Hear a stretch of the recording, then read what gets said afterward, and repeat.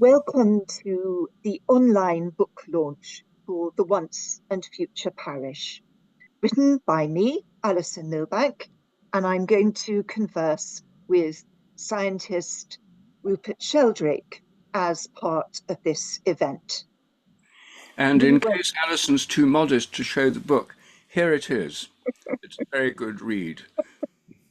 Thank you, Rupert. That's very kind.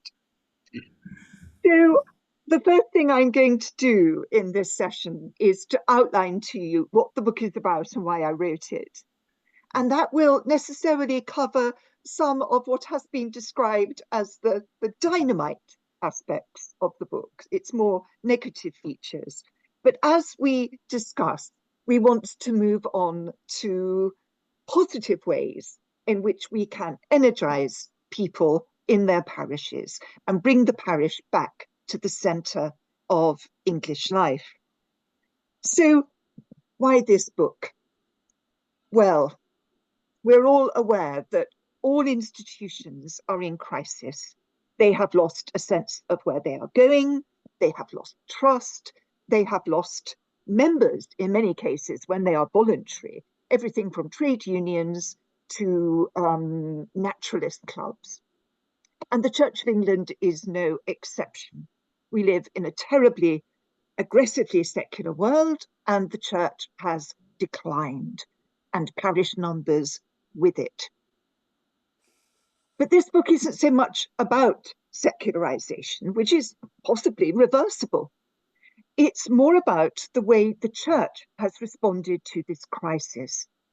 I believe that they have been so panicked by secularism and the kind of breakdown of trust that they have compounded the situation and made it worse by policies and behaviour. And just as the post office blamed the local branches for its failures, quite in their case completely unfairly, so the parish system itself has been treated as if it was the problem, as if our liturgies and our traditions have no more value. And in fact, I was quoted in all the newspapers when Save the Parish was launched because I made the remark that they treat what they now call inherited church as if it were an embarrassing ornament inherited from a great aunt, which they wish they could put in the attic. So this book is written because I think if we don't change our policies, we're going to kill the very church we love.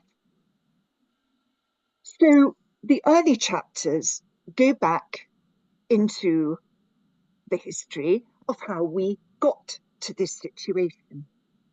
They look both at the Mission Church report 20 years ago, which is where inherited church was invented, which is the beginning of the questioning of that. And I wrote another book with Andrew Davison for the parish, A Critique of Fresh Expressions, which has a kind of philosophical account of why that was an error, and quite a lot about reviving the parish imaginary. So that's another book that's still in press that obviously I recommend. But I argue that if you go back to the 19th century, there was a kind of shared understanding between all flavours of Anglicanism in the value of parish ministry, pastoral care, and even the Eucharist, which I show was revived as a regular practice originally by evangelicals.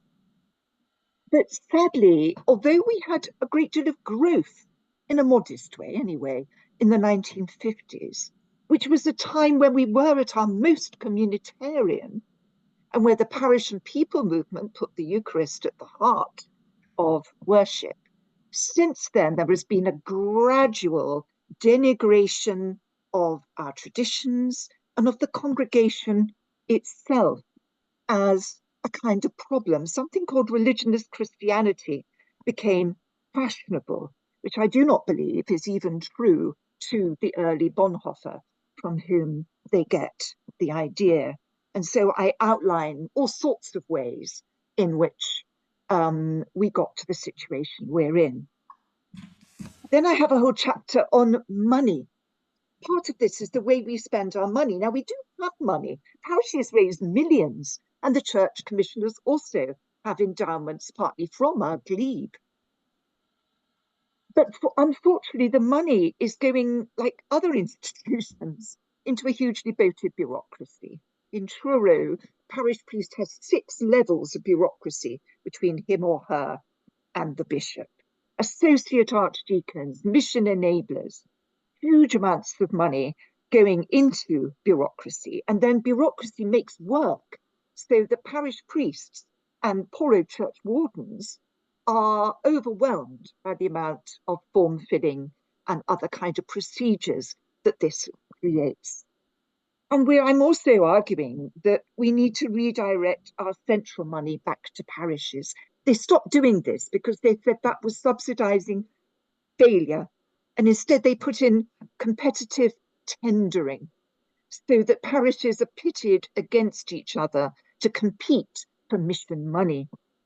And all the argument shows that all this mission money has not produced the numbers of converts or worshippers, witnessing disciples that it claimed it would.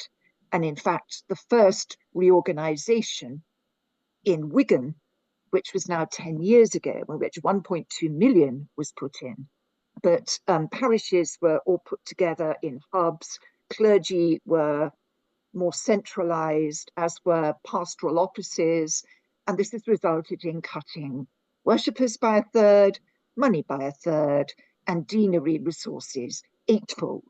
So it's already been shown to fail. So after that depressing chapter, I then look at the kind of bureaucracy, what it's all based on: managerial mission. Managerialism is all about an institution losing touch with its ultimate goals, and instead putting goals like efficiency, reputation, again, sounds like the post office, in the place of the goal of the gospel. And this means that you're not well managed. Instead, the management becomes the kind of end in itself. So I outline all that in some detail, and a bit of it was published in the Church Times. No wonder we had Paula Venables teaching our bishops business techniques. We might not be as corrupt as the post office, but we make reputation, as in the safeguarding scandals, all that is important. So how do we spend this money? Well, we spend it on things like church planting, where often, particularly evangelical churches, are allowed to take over what is seen as a little failing church, usually of a very different tradition. So, for example, in South London, in Earlsfield, St John the Divine is being partnered, though it doesn't seem like a partnership to them because they weren't consulted, by an evangelical church, which is going to kind of use them to fish from. They are predominantly black on a social housing estate, and they're being planted from a white suburban church. And this is being repeated all over the place, as in Fareham, for example, where St Peter and St Paul were actually told originally they had to leave their own church, while it was reordered for a different kind of worship. So there's church planting on the one hand, but then the services that are held in these plants and these resource churches do not use Anglican liturgy, do not offer local people funerals, weddings, baptisms, because they are a gathered model. And then on the other hand, there is pioneering ministry, which is often quite good because it is going into estates and working with people, often in community projects, and trying to build church there. Now, this could be a kind of parochial model. And very often in the estates network, led in the Anglican flavour of it by Bishop Philip North, it does work through parishes themselves when they have a social housing estate as part of their area. But the problem here is that if they're not linked to parishes, they're very fragile.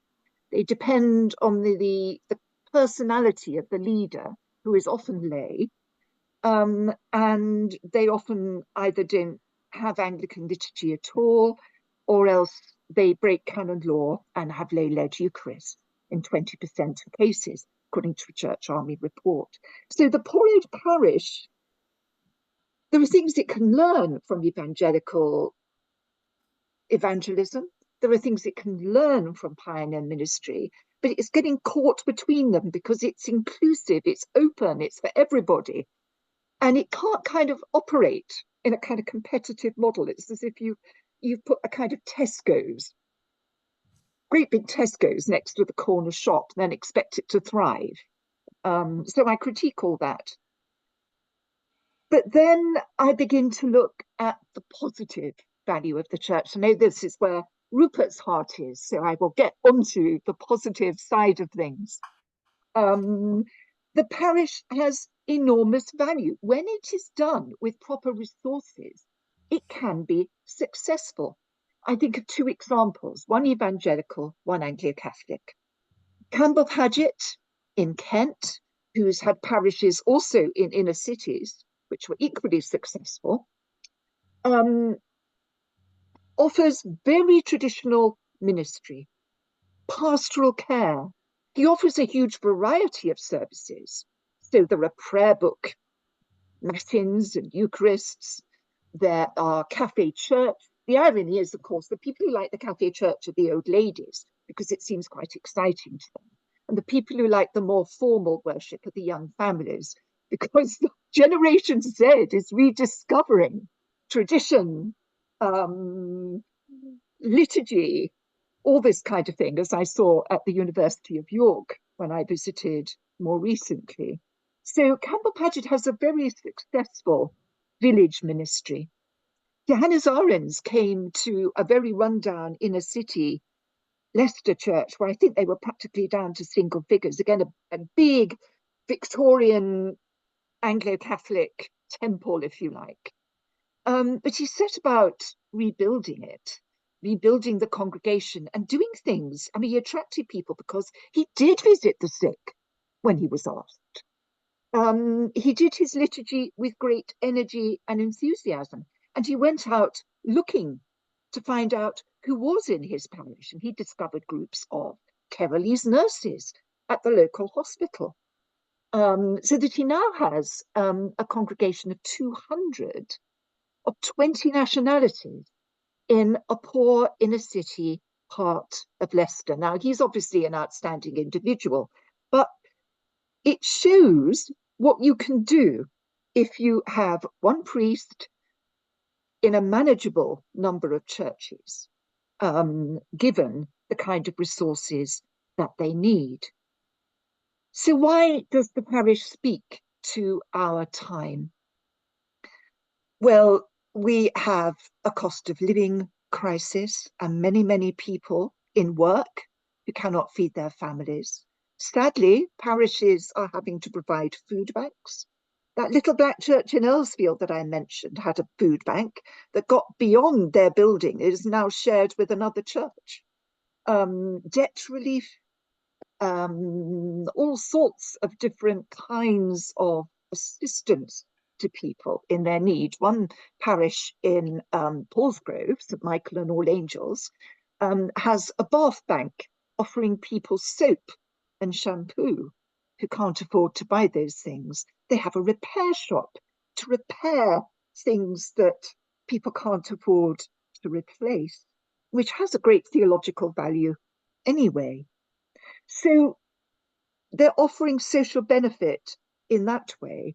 They're also offering community benefit, toddler groups, lunch clubs, warm places, cafes, just the kind of communality of the parish own life is something that our society is greatly in need of. We have so much loneliness, so much isolation, and these are places that welcome you and offer welcome for refugees, which is another problem of assimilation of people from different countries arriving.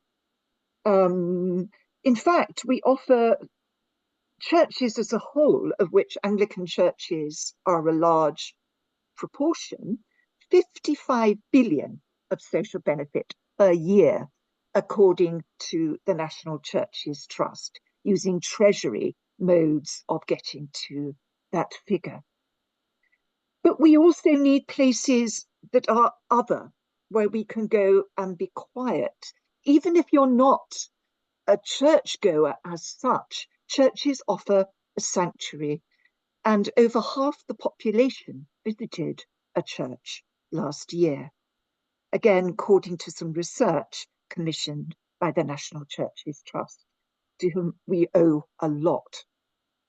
So I show that churches are offering a great deal, and I feel that they are there for the future.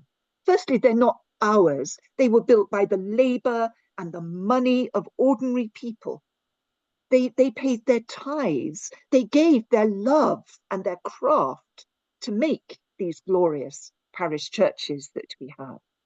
So they're not ours. They belong to different generations, and they are a great blessing in that way.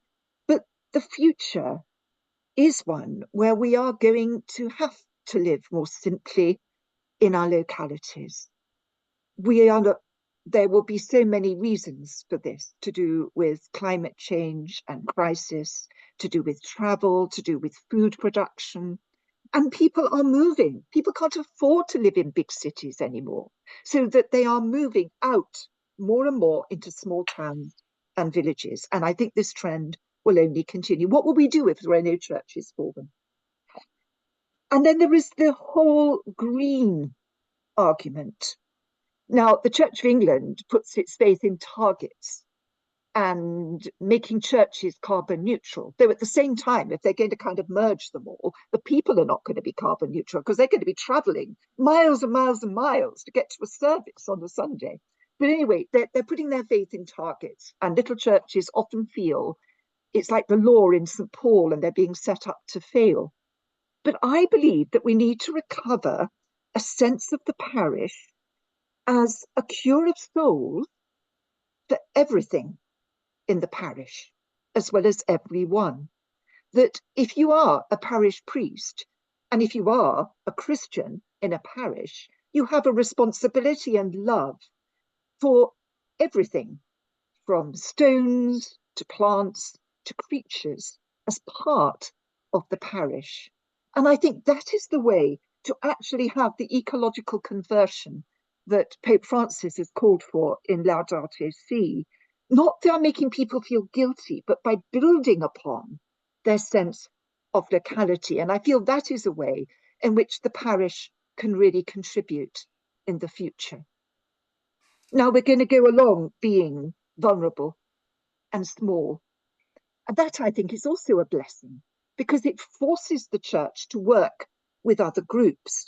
So St. Clement's, St. Clement's, which is the parish church where Grenfell Tower conflagration happened, was ready there to help, and very successfully to give practical help and to also advocate for people, because they were local. They had people who lived in the block of flats in their congregation, and they had relationships with the mosque and the Methodist Church that meant they all worked together to help people in that situation. So I think even our vulnerability is a help to us in the future. I'm going to end, if Rupert will allow me, by sharing my screen and just showing you the picture that I have as the frontispiece to the book. It's by Peter Howson, and it's called Theophania, which means the revelation of God. And it shows a kind of Dante and Virgil figure coming out of a ship as if they'd crossed the Styx and are in hell with all these suffering people. But there is light. God is there. And in fact, this may even be a divine figure arriving. But if you look at the sources of light, you see a church, a little church on a hill, which is half a lighthouse. And this is what I feel the parish can be. It's both sanctuary, place you celebrate, you lament, you come to be serious, to worship, but it's also shedding a light of hope for the whole of society, and a light of critique. And that is why I think there will be not just a once, but also a future parish. So I'll just stop sharing when I found myself. Stop. There we go.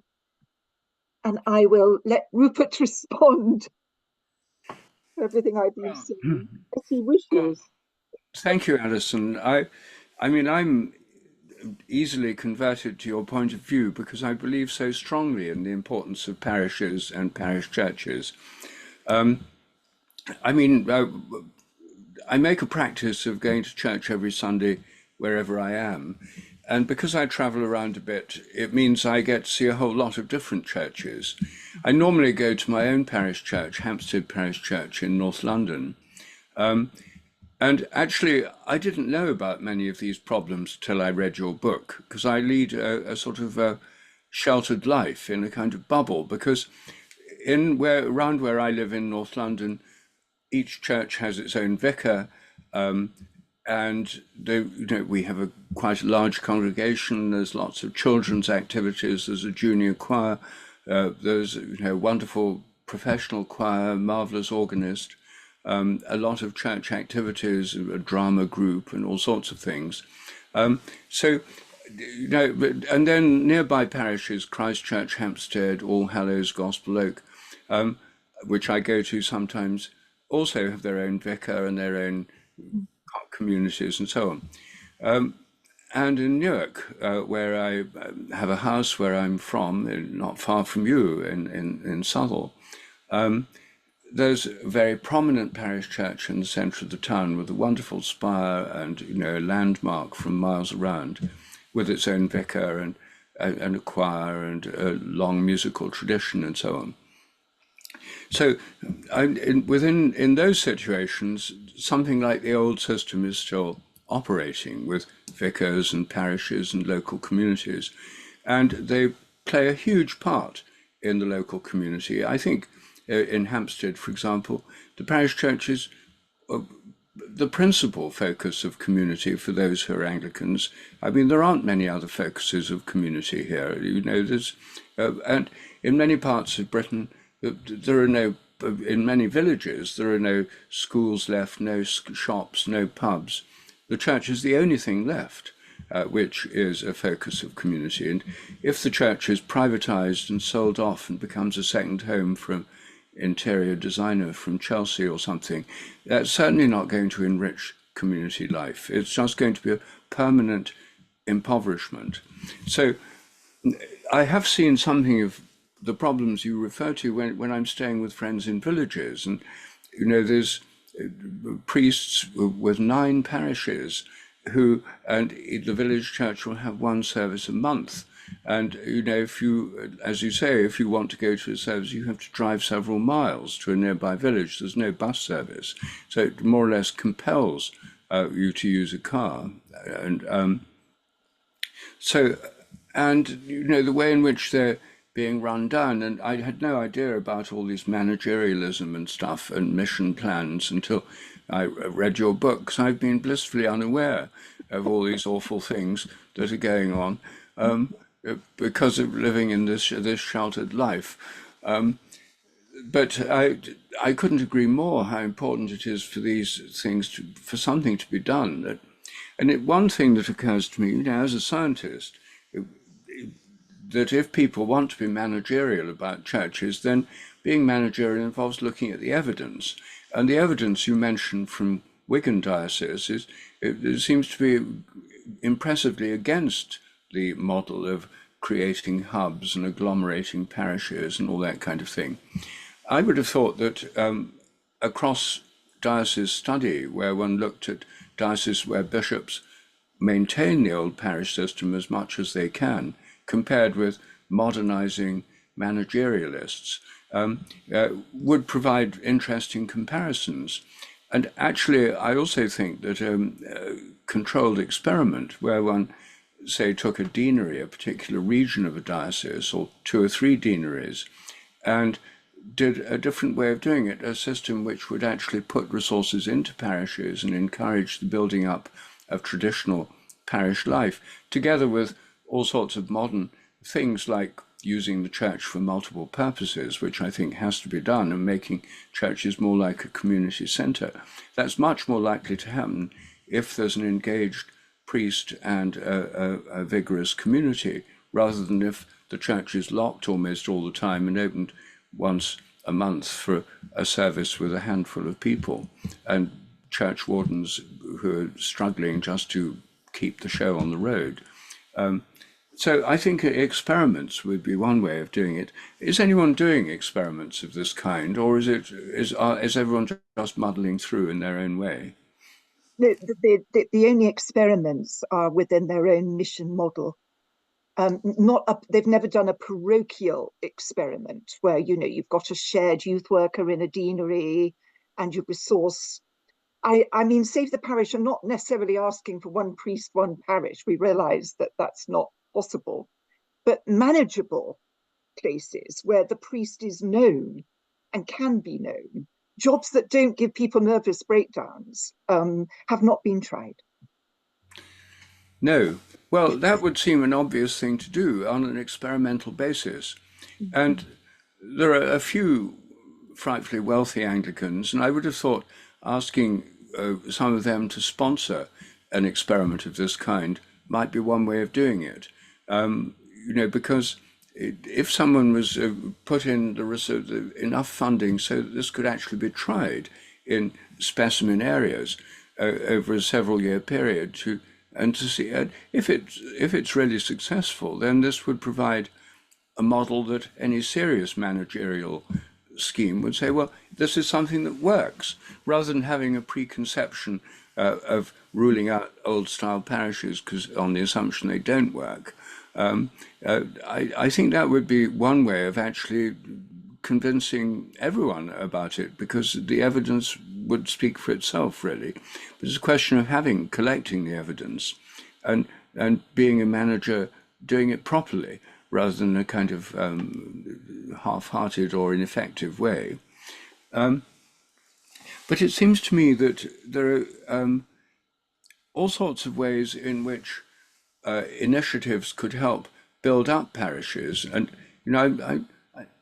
I just absolutely love parish churches. When I go on pilgrimages, walking through the countryside, visiting churches along the way, it's a wonderful way of experiencing these centres, often many centuries old, that have been at the centre of the community, the local holy place, the centre of the life of people there, births, marriages, deaths, and regular worship, celebrations, times of trouble and trial, all these things focused in holy places which have an inherent quietness and peace and calm. And I think that initiatives that involve pilgrimage, bicycle, there are all sorts of cycle things. You'll go from church to church on bicycles. Ways in which more people visit parish churches is important. But for that reason, of course, it's important that they're open. And so it's a bit depressing when you visit one and you find it's locked and there's no notice to tell you where you can get the key. And so I think that sort of making them more open, literally more open, would be, it's an important step. And I know that when there's sort of two church wardens in their 90s, it's too much to ask them to do everything. But enlisting volunteers to keep churches open happens in some places, including our own parish, and it works. But I think that another thing that could help a lot is patronal festivals, because I have a friend in America who has influenced me a lot in my thinking about changing the world, because he has a slogan. He says, if you want to change the world, throw a better party.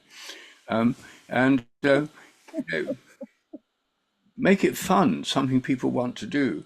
Yeah. And people like parties and patronal festivals, which are a very traditional thing in every parish has its patron saint, and one of the things that anyone in any parish can do is actually ask the help of their patron saint. Um, you know, I think patron saints are terribly underemployed at the moment. I think there's probably never been a better time to pray to the saints or to the angels than today, because far from, in the Middle Ages, they were no doubt besieged by a clamour of prayers. Now, probably nothing much happens for weeks on end. And so I think asking the patron saint for their help and honouring them through the Patronal festival can be a tremendous thing to do. I mean, last year, for example, I happened to own a wood in a village in Somerset called Dinder near Wells. And it's the Church of St. Michael and All Angels. And I asked the local priest, the vicar, to bless my wood and rename it St. Michael's Wood. And together with that, I with the church warden and the vicar, I arranged for a choir to come from Glastonbury, from St. John's Glastonbury. A choir of 27 people came to sing choral evensong there. And then they rented the village hall, and we had a feast in the village hall afterwards with drinks and so on. And the church, normally only a handful of people, was full, and it was a really fun event, and I'm hoping it will happen again this year. And there are other churches I know where they are now thinking of having patronal festivals this year, and it's a simple formula. It's probably easiest with evensong because that's more attractive to people, to a wider range of people, and also if choirs can come and sing it from nearby cathedrals or larger churches, then it's such a beautiful service. And then a party afterwards. And if it's in the summer, then of course it could be a garden party. All sorts of other events can be built around it. So do you know of many people taking initiatives with patronal festivals? Well, they do in cathedrals, but there's no reason why they shouldn't be done on a more local level. Get children to dress up as their patron saint, for example, and go in the procession. I mean, St. Albans are the people who are best at this. They have these giant puppets of St. Alban, and they process it through the street, and it's a huge event. And of course, they've got the shrine of St. Alban, and this is wonderfully successful. But there's no reason why you shouldn't have a local version of this. It doesn't have to be, grand, huge puppets. There can be very local, but I think again,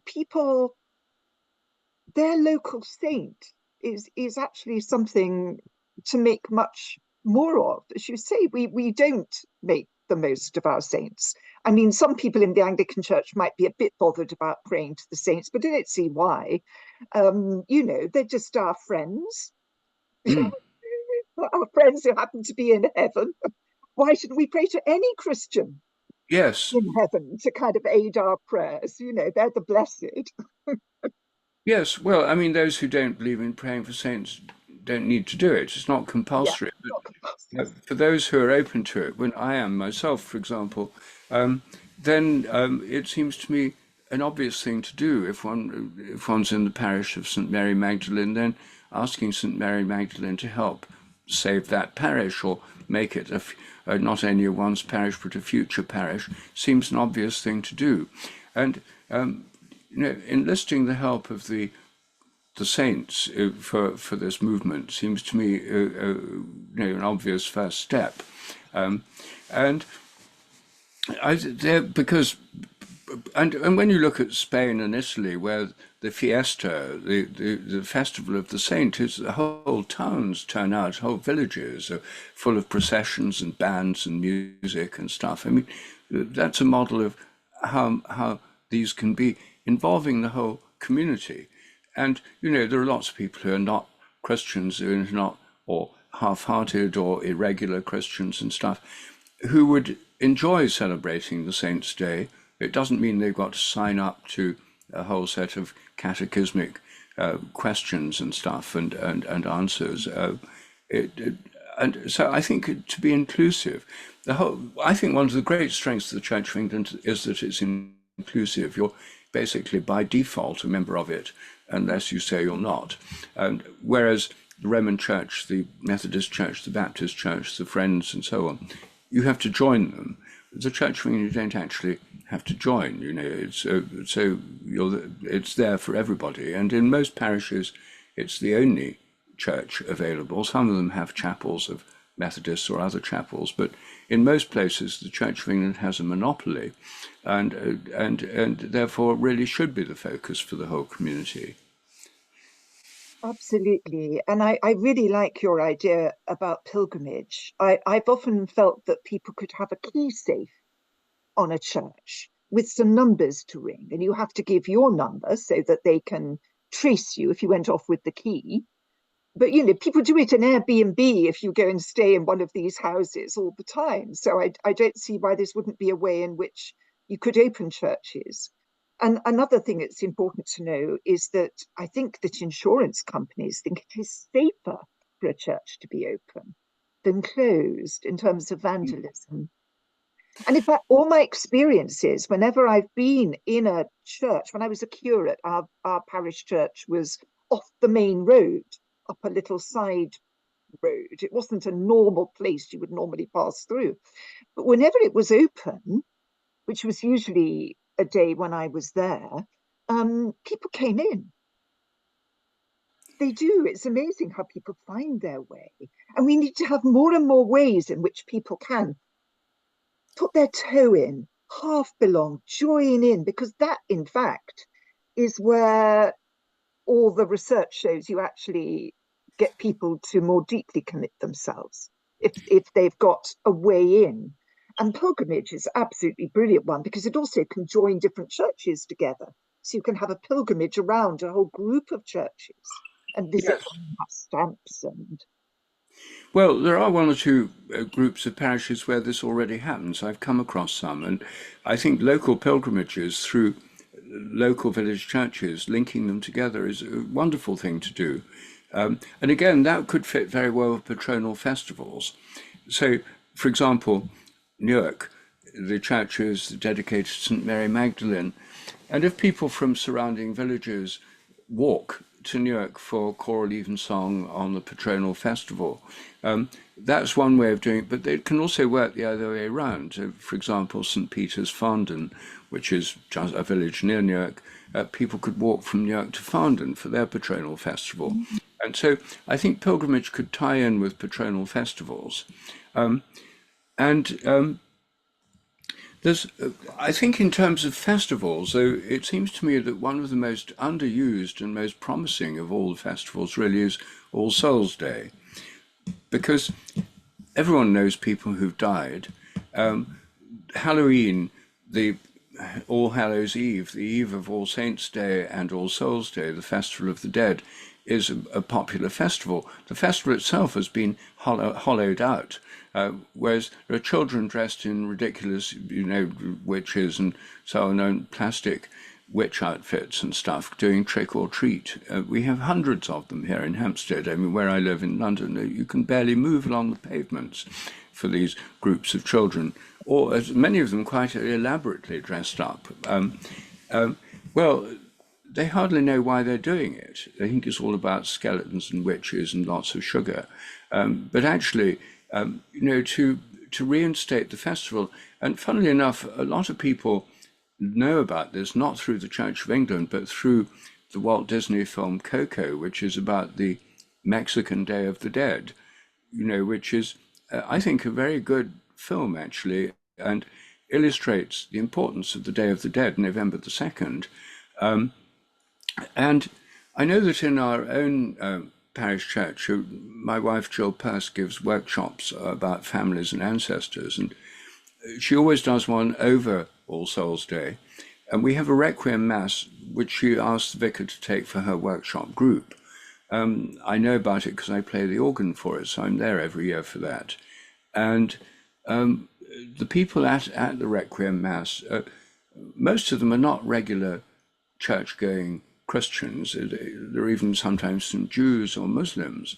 and a few atheists and so on. But because they see the importance of relating to their ancestors, acknowledging their ancestors, giving thanks for their ancestors, they come to this and they light candles, and it's enormously meaningful for people. It's our priest this year who hadn't done it before, the curate who did it this year, was blown away by the fact that here was the 50 people at this service, much more intensely involved than in a normal service, in a way that was enormously meaningful for them, and where this tradition really provided something very important. And I think that All Souls Day can appeal to all sorts of people, those who've been bereaved that particular year, people remembering their family or ancestors and so on. And so many churches now do have a thing where on the Sunday nearest to All Souls Day you can put in names in a box and they read them out. But I feel it could be done more. I don't know how much experience you've had of this in parishes. We do it at the cathedral. We invite all the people whose funerals we've taken during the year to our requiem on All Souls, as well. Also, some years, particularly during COVID, when everything had to be outdoors, on All Hallows Eve itself, we did children's activities where we dressed up as saints in the dark outside the cathedral, and they go from one saint to the other who kind of leaps into telling their story. I was St. Barbara reading her book while they're putting a fire underneath. Carries on. But I think the whole period of All Saints, All Souls, and Remembrance is where people's folk religion is really strong. Every year we get more and more people to a remembrance service that I run at the Tractor Show in Newark. And I think this is replicated all around the country. It's as if people are longing for a chance to come together. People are really hungry for this. And this honouring of the dead, whether it's the dead in war or their own loved ones, is hugely powerful to them. And we need to help direct this and support it and make something of it, I think. And I think we could do that by kind of lots and lots of All Hallows Eve, our own versions. And I do think we need to take the dark seriously. I don't think we should just ignore the fact that it's about dealing with things that are frightening and evil, and just ignore that, which is where the saints are quite good, because of course they had to deal with all this. And then All Souls, to make that really meaningful and to much more advertise it. It's interesting because at the cathedral, they just do the Fore Requiem. You know, it's a very formal service. But in fact, if you're bereaved, people seem to adore it. Even people who wouldn't normally come to a service like this. There's something about the depth of their experience that this music and this formality really helps. And we give them a way to participate. They can all come up and light candles and this kind of thing. And then remembrance as, in a sense, the community coming together, the whole community, and thinking about what it is for. What is it to be a nation? What is it to be a town, a city? How do we relate to the dead? You know, to almost use it to kind of open up these questions as well as honour people. I think it's a huge potential. Yes. Well, me too. I mean, I think that, and this is something that's meaningful and helpful for people, and important. I mean, it's very, very important, I think, to relate to our ancestors, those who've gone before. And parish churches are the perfect place to do it, precisely because, you know, they often have graveyards around them, they've had funerals happening, as well as christenings and weddings and so on. And so I think that festival is one that has huge potential for developing much, much more than it has been so far. Personally, I'm very keen on Michaelmas too, the Feast of St. Michael and All Angels. And you know, although most people only have a vague idea of what angels are and how they may work, and it's very mysterious, the idea of relating to the angels appeals to a lot of people, and rightly so. And because I helped organise this Patronal festival for St Michael and All Angels Dinder last year, we had posters up in the pub in the next village and surrounding villages, and celebrate the angels. Come to the Patronal festival with a picture of St Michael, and come to the Patronal festival of St Michael and All Angels. So I think that's a very good festival too. So I think patronal festivals, All Souls and St Michael, as well, of course, everyone still recognises Christmas, thank goodness, and to some degree Easter. But these additional festivals, I think, could be very important in the life of parishes, and already are in many parishes, but could be taken much further. I think one thing that I'm not sure what you think of this, but I was talking a few days ago to a friend of mine who has a church declared redundant next to his house in Staffordshire, and he also happens to have a wedding venue. And the most peculiar thing he told me about is that anyone can get married in the garden, in the wedding venue. So the only place they can't get married is in the church, and people keep asking to be married in the church. He has to say no, and he asked the vicar, and the vicar said, "Oh well, according to the rules, you can't be married in this church. Partly because you can only be married in this redundant church if you've got a connection, if you're born in the village or christened there, and so on." They're ridiculously exclusive set of criteria. Now, this is something. All these other things we've talked about, people can just do. You can just start any churchwarden or vicar or PCC could start a patronal festival if they don't have one already, or do celebrate All Souls Day or Michaelmas. But this other one depends on rules, and would depend on the changing of rules. But it would seem to me that there's wedding venues all over the country that are competing with each other for business, and the traditional wedding, what I think of as a real wedding in a church, people are actually discouraged, disincentivized from doing it. And I would have thought that perhaps one of these many bureaucratic groups that you've talked about, perhaps they could have a streamlined, action-packed committee meeting where they could change the rules and make it much, much easier. An online application for a special license, for example, so that you could get married in a village church, in a village where you don't actually live. So you may think that's weakening the parish system by opening it up to too many people, but it seems to me that weddings, having proper weddings, instead of putting obstacles in the way of people who want to get married in churches, making it easier and even encouraging them instead of discouraging them, would be a step in the right direction. I think the problem is that traditionally the idea of a wedding being in the parish church was its public nature.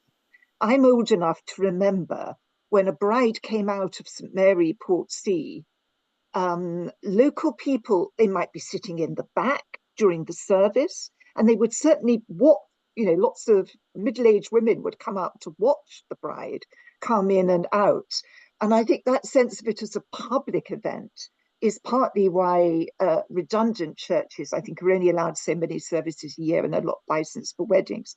But if we want people to actually have a religious service, I think I would say if they want to have it in the redundant church, it should only be allowed if they have a Christian wedding service, but they could make it easier. I mean, they have made it easier than it used to be. So you've only got to show the slightest of links to have it in a particular church, and they could make it even easier.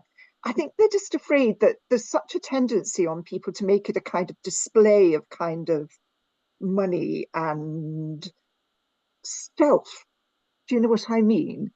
That some sort of understanding of, the link between you and the community, that this is a public statement and is important. So I'm not against it because we want them to have Christian weddings.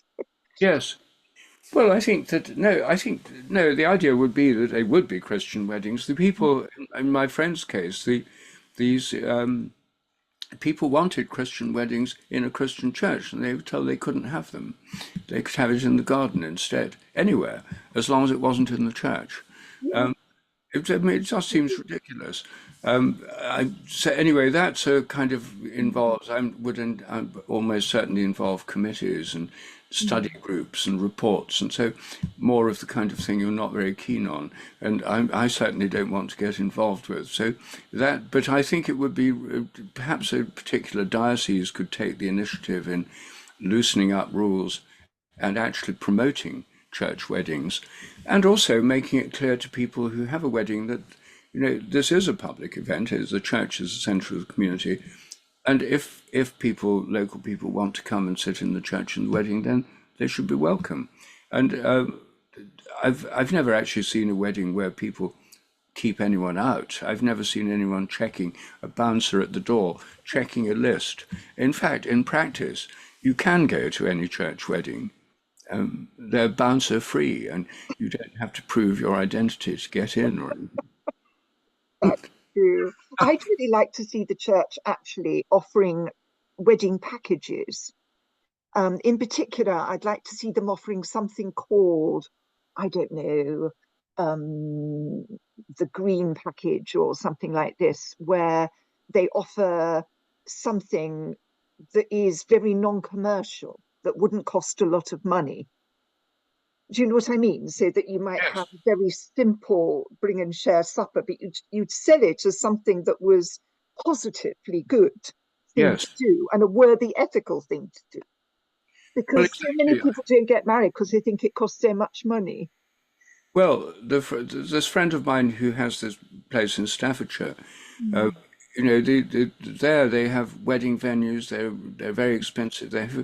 The average wedding costs about £30,000, and I think that the your plan would be a really good one. A wedding in a church where the actual church fees are not very much at all, and and a package where they could use church halls or church grounds or stuff with marquee in church ground.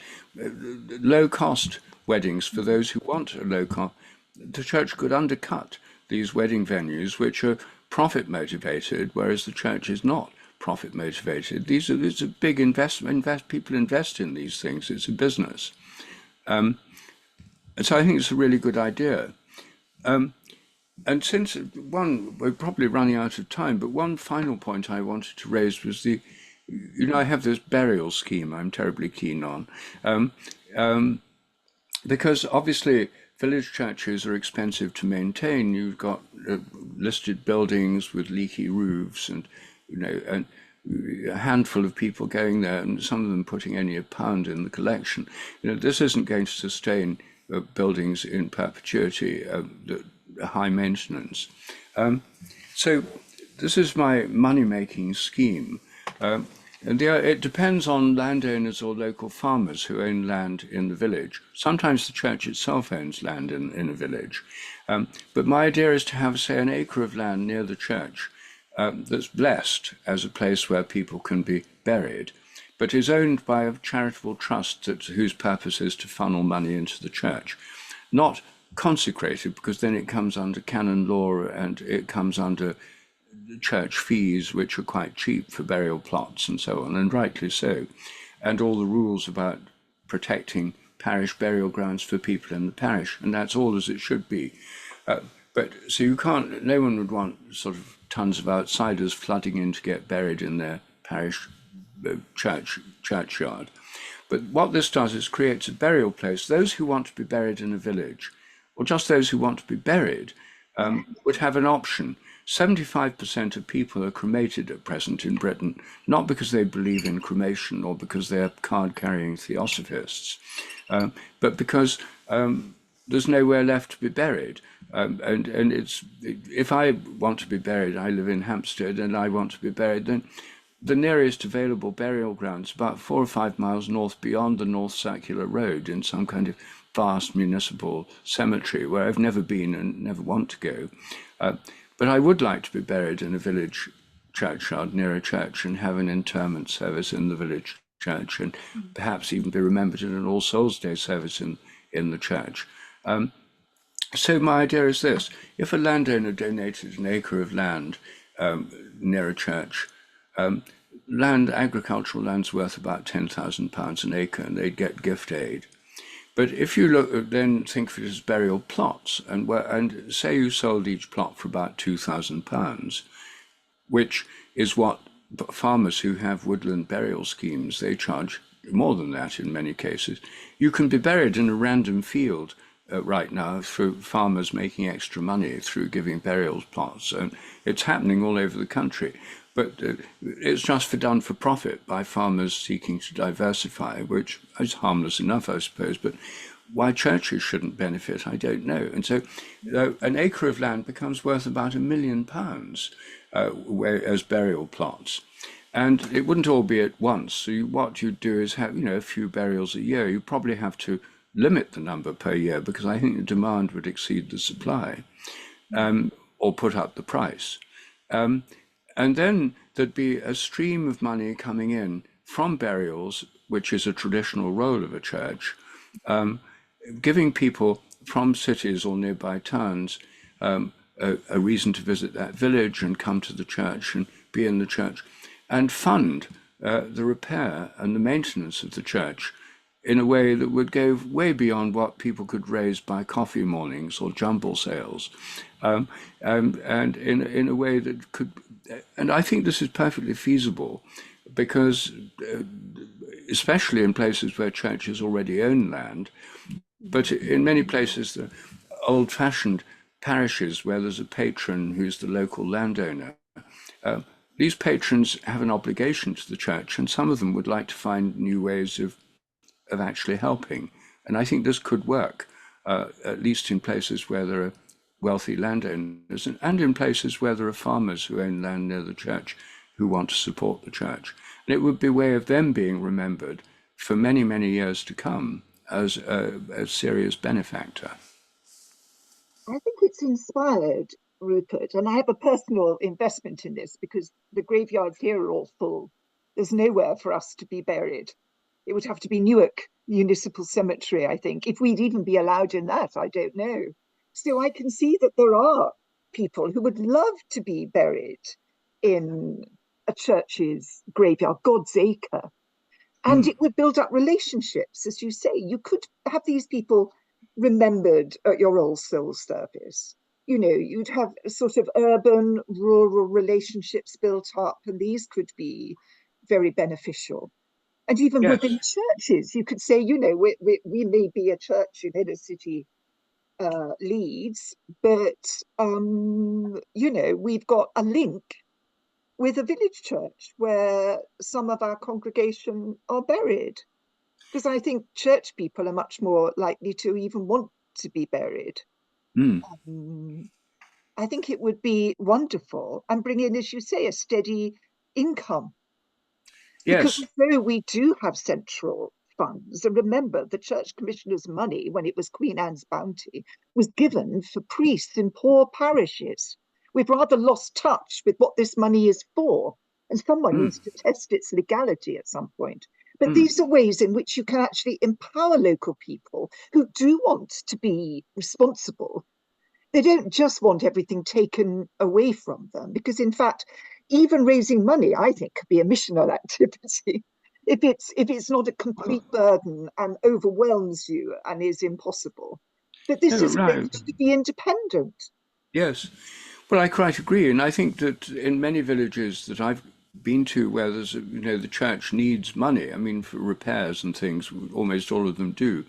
There are lots of people who don't go to church who actually want the church to be there. It's not as if they're against it. They may not go, but when I was talking to a village church warden recently, she said, well, everyone in the village here wants the church to be here for weddings and for funerals. It's just that they're not very interested in between. But they want it to be there. And so it's possible to, when people do have local fundraising things, a lot of people support the church who wouldn't normally go. So it is actually a good way of engaging people. especially if churches open up, as Sir Simon Jenkins is very keen of arguing, that they need to be preserved. He's an atheist, but he really wants churches to be preserved, and he thinks the only way it's going to happen feasibly is if they're used for a variety of community uses, not just services for a minority of the population.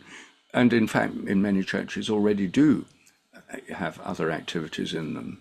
Yes, for some of them it is difficult because if there is a village hall, you know, and it may have more loos and all this kind of thing, it's a bit difficult. They have to compete. But in some places, it is the only place people can meet. Yes, exactly. And Well, Alison, I think that we probably we've done our hour, and I don't think we want to go on much too long. But I do want to say, just for those who are still with us, that I think your book is really stimulating, and I found it, a good read. I learned a lot I didn't know before, and it actually energized me in wanting to do something about it. So I do hope people read it, and what's more, take initiatives. Even if they're not regular churchgoers, so many people are in favor of the churches being there and being open. That there's a far wider constituency for some of the messages in your book than just people within regular Church of England, especially a wider constituency than those on committees and things. yes, This is a real grassroots movement, literally. and this is it is a moment when we can change things because the Church of Scotland is looking to close between 300 and 700 of its parish churches. The Church of England is further away from that, but the policies that I'm outlining here that are happening will lead inevitably to such decline that the pressure for closures will be huge. So it's in all our interests, even the bits that seem rather churchy, to actually get them to change this.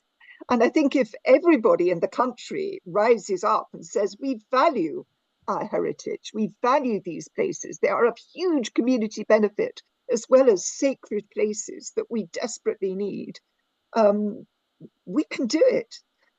Well, I agree. I think so too. I certainly hope so, and pray so. And pray so. And, they're always saying, well, we have too many elderly. The elderly can pray. And that is what we need. Yes, yes, indeed we do. Well, very good, Alison. Well, thank you. And I hope that this has some effect. I hope it has a lot of effect, and a lot of effect soon.